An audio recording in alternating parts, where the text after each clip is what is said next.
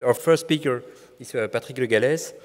He's a CNRS research professor of sociology and politics at Sciences Po Paris, and his main research deal with comparative public policy and policy instrument, also urban sociology in large global metropolis. He's the author of several known publications, such as Gouverner par les instruments, 2005, or L'instrumentation de l'action publique, 2015. He's also the founding dean of the recently created École urbaine at Sciences Po Paris. This new school hosted at Sciences Po Paris is an initiative that offers a diversity of training programs, like the Master in Urban Policy, Master in Territorial Strategies, also Master in Governing the Large Metropolis. Tonight, the lecture given by Patrick Le Galès will mainly focus on the Master Governing the Large Metropolis. This Master offers to students coming from all over the world a training in urban governance of very large global metropolis. This program, entirely taught in English, which is very, how can I say, something very unusual in France, is developed with a great emphasis on issues of comparative study, with a specific focus on non-European metropolis in North and Latin America, Eastern Europe, in Asia, in Africa, and so on. This program highly interests the Metrolab research program because it makes extensive use of engagement in the field through group work on real commissions, the so-called capstone project. So tonight, we look forward to hearing more about this notion of capstone project, and also to hearing more about the researchers developed within this master.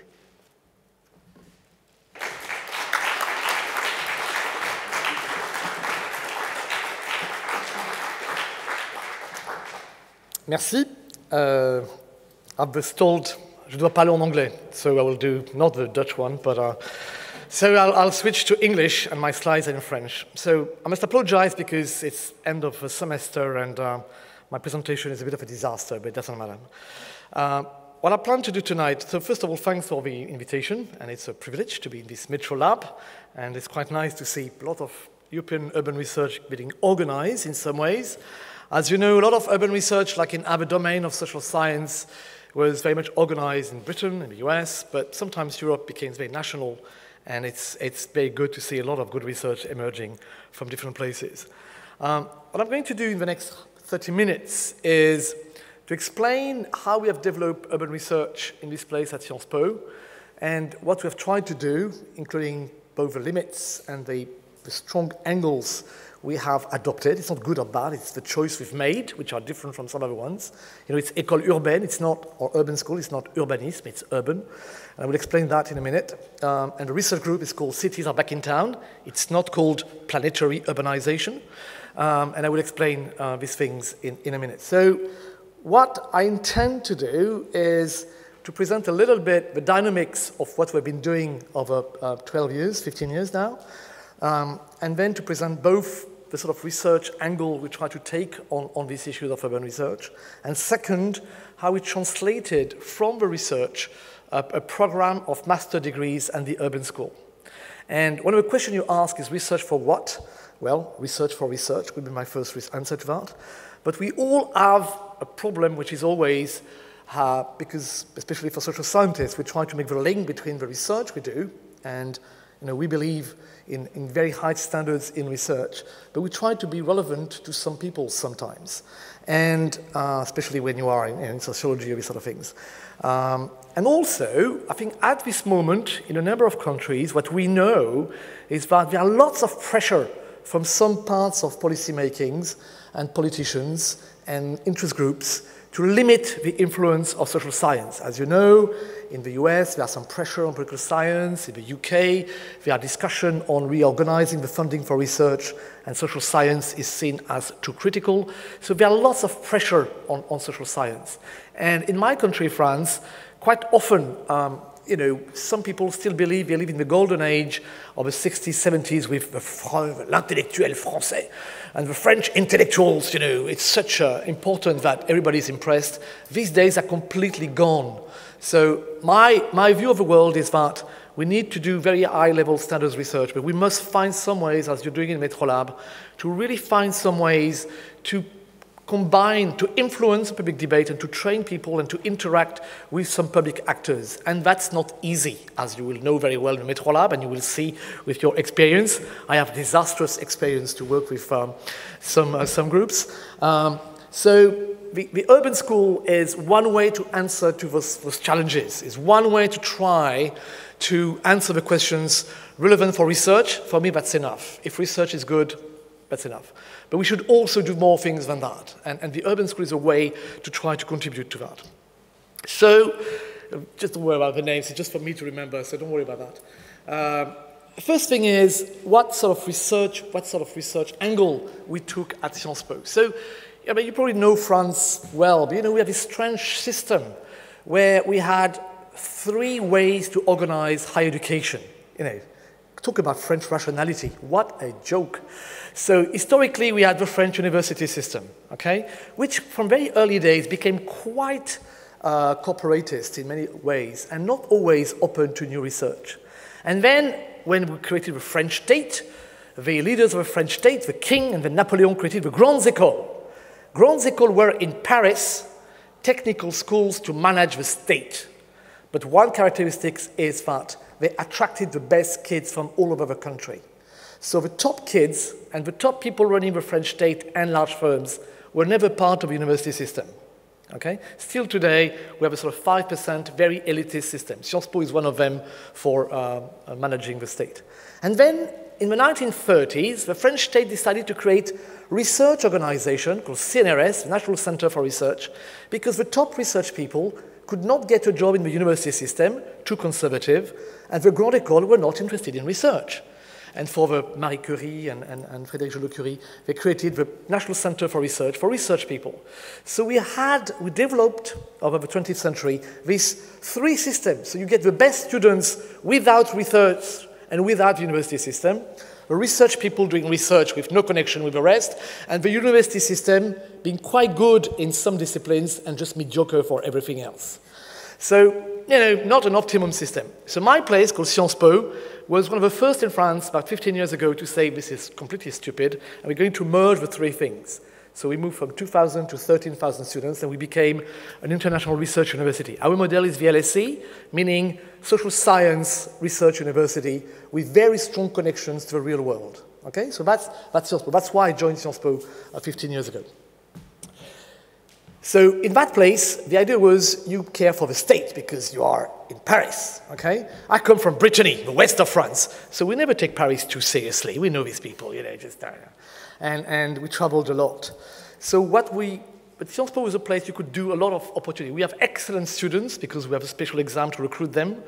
And so with a group of people, I mentioned here, we were people influenced all of us were doing other things, but also urban research. Our own world in urban research is not planning, not architecture, not geography. In France, if you are not an architect, a planner, or geographer, you should not deal with urban studies at all. You are completely illegitimate.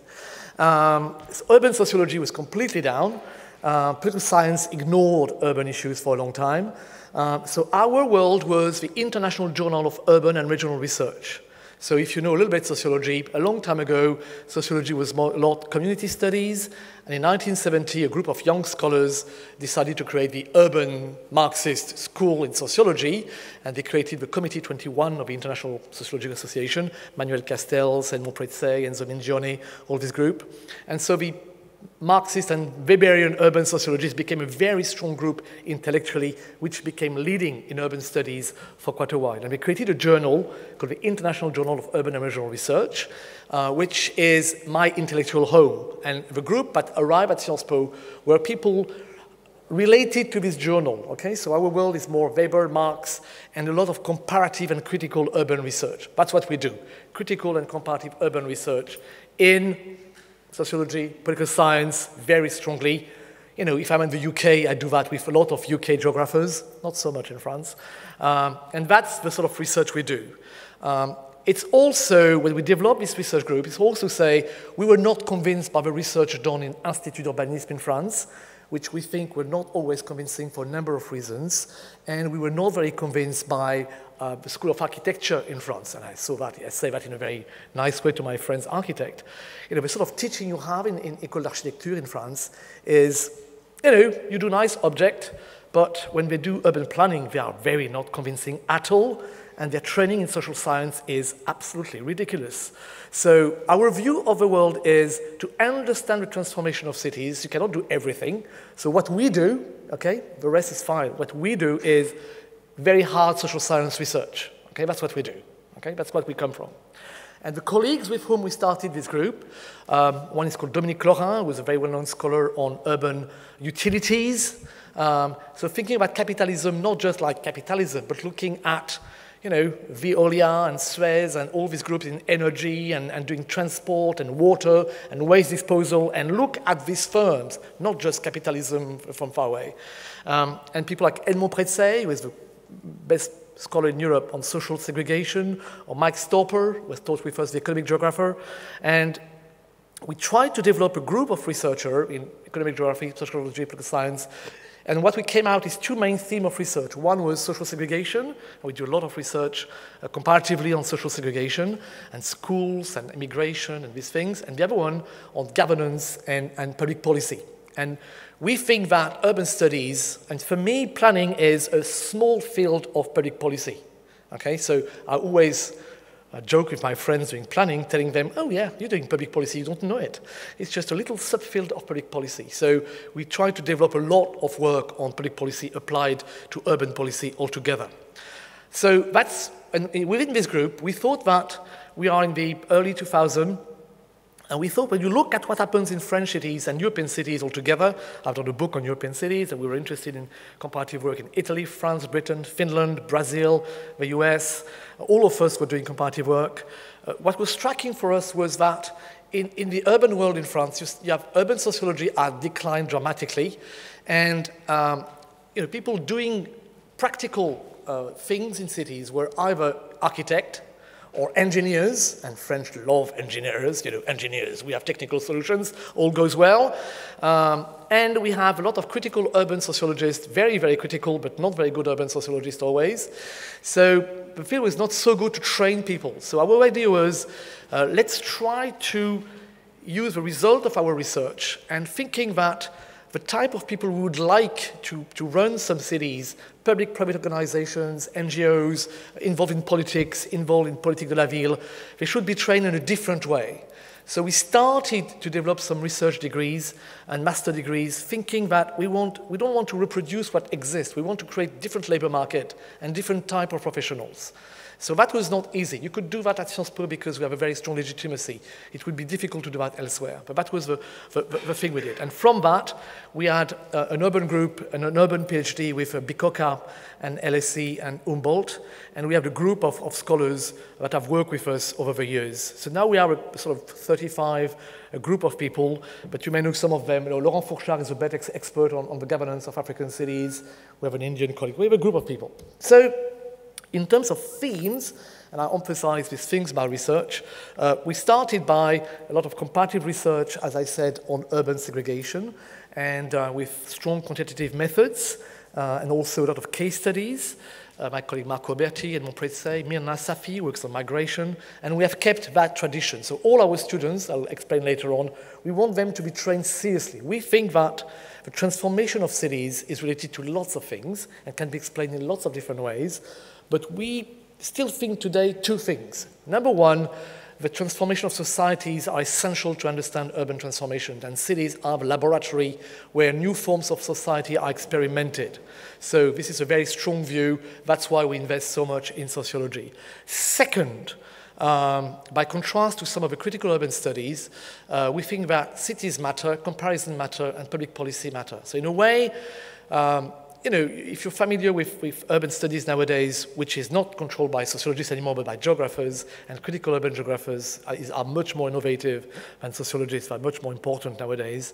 You have a lot of critical urban studies that are completely ignorant and ignoring nowadays either cities, you know, my friend Neil Brenner says planetary urbanizations, who cares about cities anymore, or just in the more anthropologist and critical studies tradition, you have a lot of anthropology, or people, post-colonial people and post-positivists, so they don't like the state and public policy. This is just bad most of the time.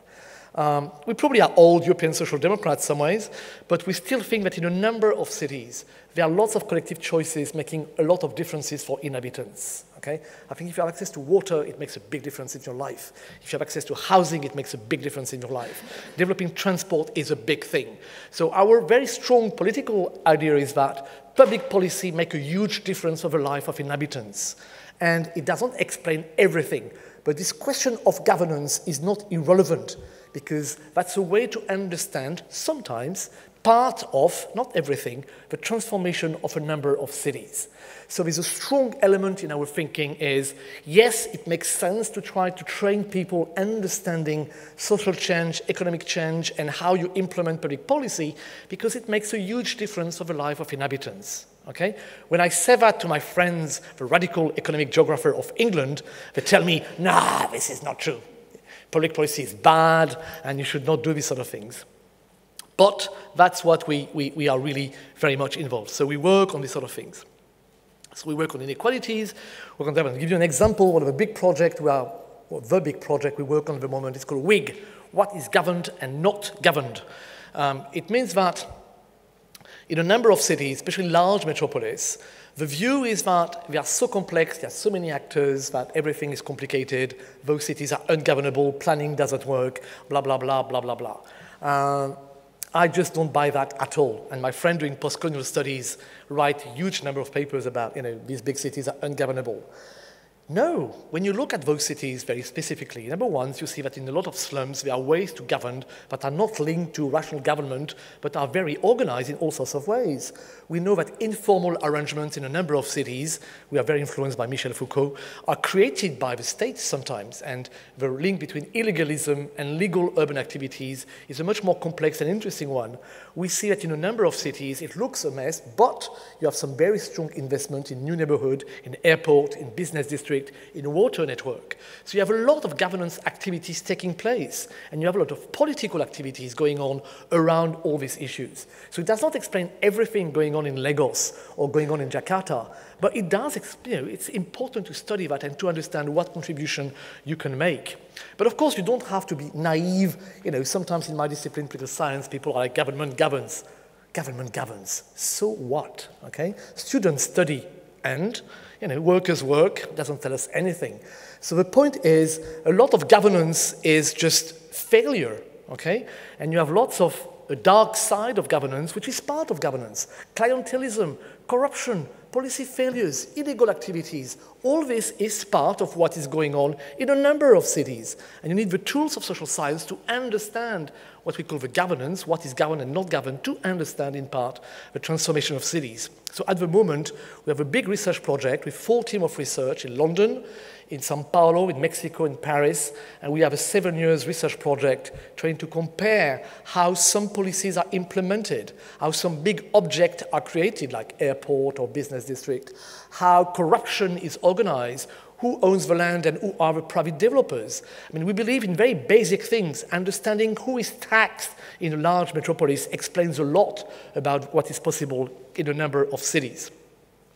And we work a lot on informal activities, my friend Tommaso Vitale in particular, on ROMs and squats and slums. We do a lot of work on infrastructures and utilities and urban policy. So we have a number of activities in research, and we keep that. What we did with the urban school, and that's my second part, is to use the result of our research in order to organize the teaching in master degrees. So the idea was not to just do urban research master degrees and not create a professional schools, okay? If you're familiar with a number of professional schools, I should not say that in front of a camera, but there are a number of professional urban schools, let's say in the US, that are very boring. And a lot of planning schools today, it's difficult. They have to reorganize themselves, or some school of public affairs. Anyway, I'm not always convinced by what's going on there. So the idea was to try to create professional master degrees for professionals, some of them will do research, but organize around research. Okay, so the research is central, and in a way, it's the project of Sciences Po. It happened that Bruno Latour, the great scholar, became the vice president for research, and we decided that within Sciences Po, research will become central to organize all the professional degrees. Okay? Again, in a French context, that's very new, because in a French Grande École, nobody cared so much about social science. So now we bring social science, and beyond social science, a number of science, to the training of those people, but still with the idea of training some professionals. Okay? That's a project that we had in mind. That means we've created this urban school with the research group that we are, and in relation with a number of professionals that we like very much, and I pay tribute to my colleague Jean-Marc Hoffner, who is exactly the sort of people we want to work with. Jean-Marc was an engineer to start with, then he became a political scientist, and he ran a big research center at l'École des Ponts et Chaussées, le LATS, and then he said, enough with research, just not enough. And he became a professional, and he's the head of a planning agency of Bordeaux, which is the leading one in France, and he's the leading figure to change what is going on in professional training in planning and urbanism in France. So that's the sort of people we work with in our urban school. So we work with a various number of organizations to try to create this project. So again, what we want to do in this school, so you see we call it urban, meaning it's not a school of architecture, okay, clear, we're not architects. It's not a school of planning.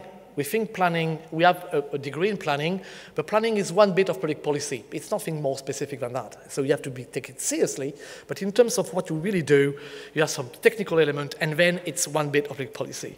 We want to develop, always to train students. We're not there to develop a Paris approach that should be the center of the world. We've done a lot of that in France in the past. It doesn't always work. So the idea is, by contrast, to be both critical and comparative. So comparison is at the center of training for our students and the way we want to train them. So we want them to train them to understand the transformation of the urban question, to try to change a little bit the ways professionals are trained in France, and I will explain how we succeed that, and then to try to play a role internationally. There are too many organizations in the world, like the World Bank or OECD, where my English colleagues or American colleagues have a very, very strong voice, and the rest of the world not always so much. So the idea is also to produce ideas with different groups of people all over the world that will lead to some different thinking on a number of issues. And as research people, all of us publish half in French, half in English. And we try to always, or Italian, or Spanish, or Portuguese, or whatever, but always try to develop some elements. So these are some of the examples of research, but I think I'm going to pass on that. We are being interested, and of course, to give an example, some examples of the sort of research case we bring to the teaching. We are very interested in Crossrail in London. As you know, London is becoming the real capital of Europe. And Crossrail is a very interesting, because of the partnership created as Crossrail, is a very example of neoliberalism in practice. We're interested, of course, in the development of Asian cities, like in Hong Kong. I'm fascinated by London. It's just amazing what's going on in London, and just a complete financialization of a city and the complete transformation of who do you build the city for is an interesting thing. And of course, this competition between Paris and London, and Paris should not become London, we hope. We are, of course, interested to work with our planning colleagues on the new forms and some of the object, and we get some architect. But I'm interested also in, of course, urban failures. And in Detroit or in Dublin, we know something about the economic crisis, which sometimes plays a role. We are also interested to develop a lot of research on sustainable development, and we hope the COP21 will achieve anything. But as a public policy person, I like to understand implementation. I don't care about decision. I'm interested in implementation. And we know that forms of cities, illegal slums are the most important type of cities developing all around the world. We do a lot of work on the favelas in São Paulo, in Rio in particular. And we are not totally convinced by, as you know, in research and a lot of training going on in urban planning school is very much about new ways to conceptualize the city. So that's coming from my colleague Neil Brenner, who is trying to think about planetary urbanization, which is a fantastic intellectual project. But we are social scientists, so we do things on the ground. And we think that our students should understand politics and power. These are not old ideas. And through understanding power relations, you go a long way to explain lots of things going on in cities. So we work on social protest, of course, on riots, on big demonstration, but also on the politicians' decentralization reforms or risk of secession in Scotland. That's the sort of things we do. So in the urban school, we have tried to bring together, we used this research group, and that's the main teachers are the people from research group, and we try to work with various actors. You know them, everybody does that. We work with public actors and organizations, with NGOs, with utilities people, with think tanks, with some private developers sometimes, and sometimes with large firms. We try to have a small number of partners and have long-term relations with them. We try to work. What we don't do is having short-term contract with lots of people. We just don't do that. We keep big research projects for 3, 4, 5 years, and sometimes we work with some partners, small number of them, and we have long-term partnership with them. Okay? We believe in long-term. That's what we do. And the idea has been, in a way, what we do is that everybody's trying to do. Any program in urban research all over the world, from Singapore to Berkeley, everybody's trying to do something like global comparative metropolitan sustainable studies, one way or another. And we're trying to do a bit of that as everybody else, except we are zero in design and architecture, so we don't do that. And as I said, we try to combine these elements. So how do we train the students to finish off? Number one, we really concentrate on those issues of public policy, politics, governance, economic development, and we try to train the students very early with very high standards in terms of the class. Basically, some of the class we give in our professional masters are the same class we give in the PhD program at some point, okay? So we try to recruit our students, except in urban planning, at a very high level in terms of social science, and we push them hard in social science. They have to read books and all these sort of things. And they have to learn methods, and they have to do network analysis, and they have to understand a number of statistics and that sort of things. Second, we have a core of social science, meaning sociology and political science, but we also have economics, law, urbanism, and now we have more and more history and geography. By the way, we are going to recruit a professor in geography, so whoever is interested, let me know. The idea is that we try to create professionals who are able to speak the different language. We want them to be, in a way, managing various projects at various levels, but we want them to understand the way architects are working. We want them to understand what happens in a neighborhood council. We want them to understand what happened with ethnic minority. We want them to understand the logic of private developers. We want them to understand the financing of projects done by bankers. We want them to understand the technical rationality of engineers and how large construction companies are involved. We want them to understand all these people doing all sorts of things for the digital city. So in a way, we want to train them with very robust social science thinking, but then to learn the language of various types of actors that are part of the city. We try to create specialists or people understanding the fabric, the urban fabric, in all its different dimensions. And in a way, what is politics if not trying to bring contradictory interests and developing collective action? So that's the idea, is people able to do collective action to give a direction and influence of what is going on in the city and to be able to implement some of them. So beyond the research program I mentioned, which is part of Research Center in Sciences Po, we started different degrees. The first one we started, in last 5 minutes, is it's called Cycle d'Urbanisme. That was created in the 60s, I have nothing to do with that. And that was an urban planning degree, very, very practical, with lots of architects and engineers in it. And that was a small program completely outside Sciences Po, zero research, zero intellectual content, but very highly professional, basically for private developers and planning agency. And now it's part of our site. There's a very group of people. So we keep that, and we have hired an Italian, Marco Cremaschi, to be the director of this program. That will change a little bit. But that's the urbanism element of the urban school. The first program I started with my colleagues was called the Master Stratégie Territoriale Urbaine. That is now headed by my colleague Charlotte Alpern. And that was a program completely in French.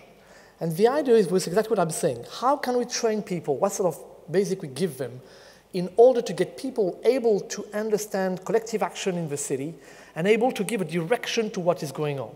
So we train them, as I mentioned, with public policy, sociology, economics, law, history. And then we get a second type of teaching, which is people who are professionals, but with a PhD, or former academics who have become professionals, or former professionals who are a little bit consultancy. These sort of in-between people. For those who know France, Philippe Esteb, the consultant from Acadie, is a very good example of these sort of things. And the idea is to give a very strong training. With my colleague Brigitte Fouillon, who is my executive director, we really train the students, okay? We are not in the UK, and I love the UK, I'm always there. It's a very liberal system. We really train them, meaning that each semester you move from one level to the next, and you make a big progress. And the second idea we had was we want students to be both very good in social science, you understand that, but at the same time, highly professional. Okay? We don't want people who don't understand anything about the real world. So when they enter the program, they start by this theory of public policy, let's say, but at the same time, we negotiate a capstone project, meaning that we go towards professionals, could be NGOs, could be private actors, could be think tanks, could be public authorities, and we do a proper project, and the students work by a group of 4, with a tutorial with a professional person working with the students to teach them how to work in a professional way. And Sciences Po is paid for that. And the students, at the end, they work 2 days a week on this project for 9 months. Okay? And they work with these professionals 2 days a week for, well, 1.5 day a week for 9 months. Okay? So they have this sort of high-level academic thinking Monday, Tuesday, Wednesday, Thursday morning. Thursday lunchtime, they go and they have to work on this capstone with these professionals. And the idea, you have the young Sciences Po students, they're very smart, they travel the world, they're very clever, and they know nothing about the real world, okay? And the professional tutor obliges them to think and to use the method we give and the model we give them in their project. And in the semester number 3, the second year, they have a high-level analysis of finance and this sort of things. And then we get professionals to give small workshop, 12 hours, and to be much more innovative in terms of teaching. So they do, game, they do case study, they negotiate contract, they do, all sort of funny things. And the idea is that's done uniquely by professionals.